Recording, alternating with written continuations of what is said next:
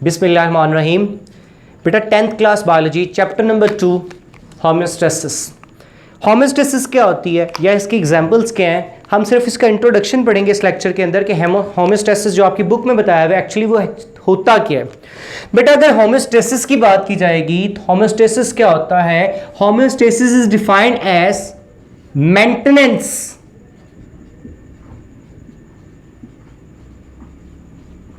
Of internal body conditions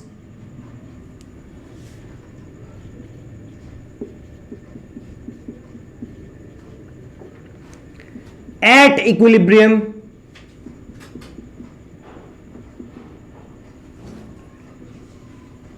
despite change in external environment।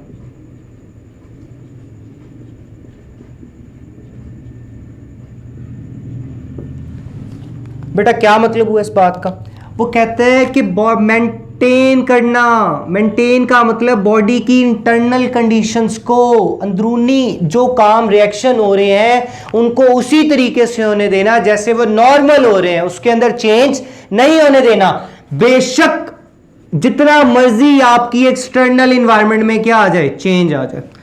मतलब body का अगर temperature 37 है इंटरनल बॉडी टेम्परेचर का, तो एनवायरनमेंट का 38 हो जाए, 40 हो जाए, 50 हो जाए, जो मर्जी एनवायरनमेंट में हो जाए, लेकिन आपका इंटरनल बॉडी कंडीशन या बॉडी टेम्परेचर चेंज होना नहीं चाहिए। क्यों नहीं होना चाहिए?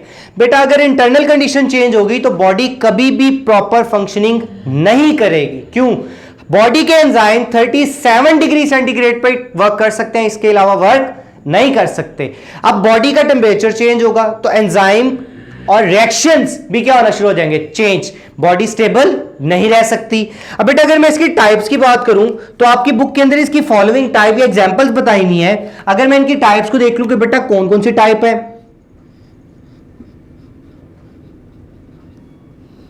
तो बेटा आपकी जो बुक है, बुक के अंदर 3 एग्जाम्पल्स को डिस्कस किया गया है। बेटा जो पहली एग्जाम्पल है जिसको डिस्कस किया गया है वो है बेटा थर्मोरेगुलेशन।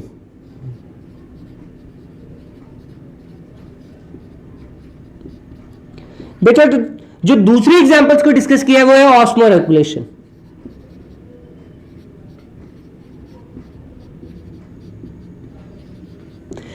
बेटा जो तीसरी चीज डिस्कस की गई है इस चैप्टर में आपके इंट्रोडक्शन में बेटा वो एक्सक्रीशन।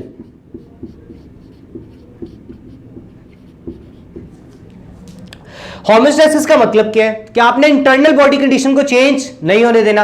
एट इक्विलिब्रियम, इक्विलिब्रियम का मतलब क्या होता है बेटा? इक्विलिब्रियम का मतलब होता है बैलेंस में रखना, कि बॉडी की तमाम इंटरनल कंडीशंस को एक बैलेंस में रखना है। ना तो बैलेंस ज्यादा होना चाहिए ना ही बैलेंस कम होना चाहिए, एक नॉर्मल कंडीशन में रहना चाहिए। उस कंडीशन को हम क्या बोलते हैं? होम्योस्टेसिस बोलते हैं। बेटा अब अगर इनको मैं लाइन बाय लाइन या वन बाय वन डिफाइन करूं तो बेटा सबसे पहले हम बात करते हैं आपके पास थर्मोरेगुलेशन की।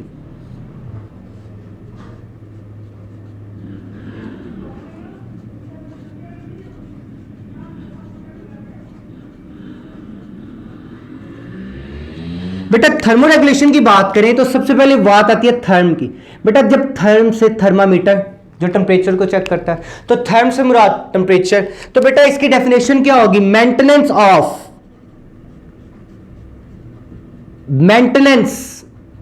Of internal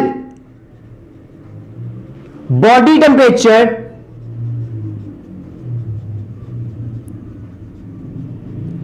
at the equilibrium.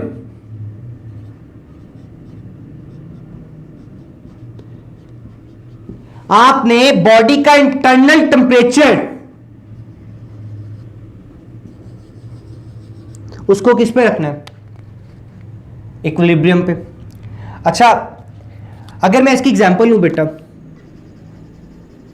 तो कोर बॉडी टेम्परेचर, बेटा एक बॉडी का जो कोर टेम्परेचर होता है वो कितना होता है? 37 डिग्री। एक बॉडी का कोर, पूरी की पूरी जो बॉडी का होल टेम्परेचर होता है बेटा वो कितना होता है 37 डिग्री सेंटीग्रेड। बेटा ये क्यों जरूरी है, इसकी इंपॉर्टेंस क्या है? टू मेंटेन बॉडी को मेंटेन करने के लिए इक्विलिब्रियम पे। दूसरा फॉर एफिशिएंट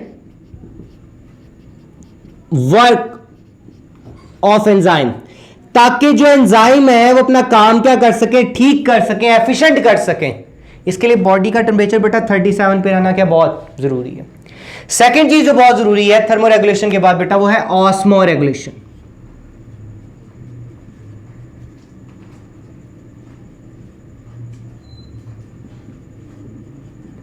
बेटा osmo, mean water, maintenance of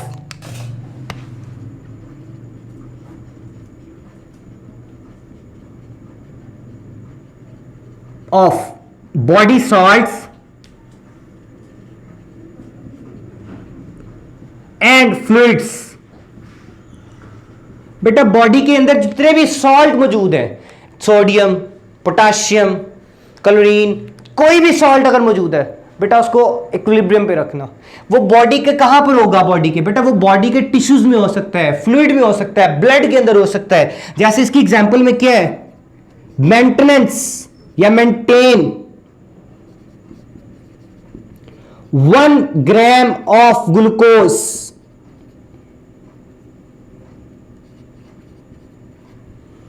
in 1 litre of blood. बेटा 1 ग्राम ग्लूकोज ब्लड के 1 लीटर में मौजूद हो, इससे ज्यादा मौजूद ना हो। आप जितना मर्जी कार्बोहाइड्रेट इन रिच फूड खा ले, मतलब आपके खाने में जितना मर्जी कार्बोहाइड्रेट हो, लेकिन बॉडी के अंदर जाके कोई ऐसी रिएक्शन होनी चाहिए कि बॉडी के अंदर जो ग्लूकोज है वो 1 लीटर ब्लड में कितनी हो, सिर्फ 1 ग्राम हो। इस प्रोसेस को जिसमें काम मेंटेन करवाना है बेटा वो कौन सा है, होम्योस्टेसिस। अगर मैं अगली बात करूं बेटा, इसमें क्या आ सकता है, टू मेंटेन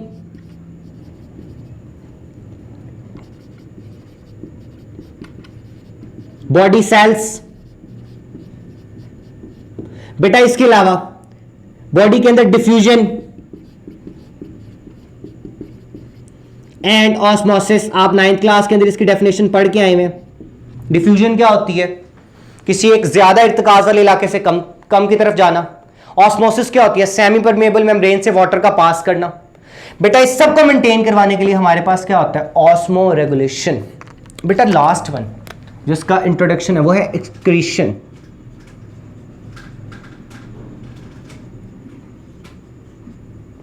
बेटा एक्सक्रीट का मतलब क्या होता है, बाहर निकालना। एग्जिट से निकला वर्ड, एग्जिट, बाहर निकालना किसी चीज को। बेटा तो एक्सक्रीशन क्या हो सकता है, elimination of the metabolic wastes from body. जिस्म में से, बॉडी में से मेटाबॉलिक वेस्ट को बाहर निकालना। मेटाबॉलिक वेस्ट क्या होते हैं बेटा, जितने भी बॉडी के अंदर केमिकल रिएक्शन होते हैं उन केमिकल रिएक्शन को हम बोलते हैं मेटाबॉलिज्म। मेटाबॉलिज्म में जो हमें चीज चाहिए होती है बेटा वो हमारा प्रोडक्ट, उसके अलावा जितनी भी चीजें केमिकल रिएक्शन में बचती हैं वो मेटाबॉलिक वेस्ट होता है, जिसको बॉडी से बाहर निकाल दिया जाता है थ्रू एक्सक्रीशन। वो मेटाबॉलिक वेस्ट हो कौन कौन से सकता है बेटा, बेटा वो यूरिया हो सकता है, बेटा वो यूरिक एसिड हो सकता है, और बहुत सारी मेटाबॉलिक या नाइट्रोजनस वेस्ट है। बेटा ये करते क्या हैं, ये भी मेंटेन करते हैं, मेंटेन द इक्विलिब्रियम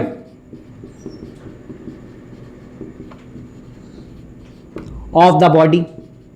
जो हमारी बॉडी या जिस्म होता है इसको इक्विलिब्रियम को क्या करते हैं, मेंटेन करते हैं। ये तो था बेटा इंट्रोडक्शन चैप्टर नंबर 2 के फर्स्ट लेक्चर का होमोस्टेसिस का। अब आपको इसमें से क्वेश्चन क्या आते हैं बेटा, आपको सारे का सारा ये जो टॉपिक है ये शॉर्ट क्वेश्चन के तौर पे आते हैं। जस्ट लाइक डिफाइन होमोस्टेसिस, आप होमोस्टेसिस को डिफाइन करते हो बेटा, उसकी टाइप्स नीचे 3 लिखोगे, thermo, osmo and excretion. Secondly बेटा थर्मो रेगुलेशन क्या होती है, उसकी डेफिनेशन करने के बाद बेटा उसकी एग्जांपल, कोर बॉडी टेम्परेचर कितना होता है 37।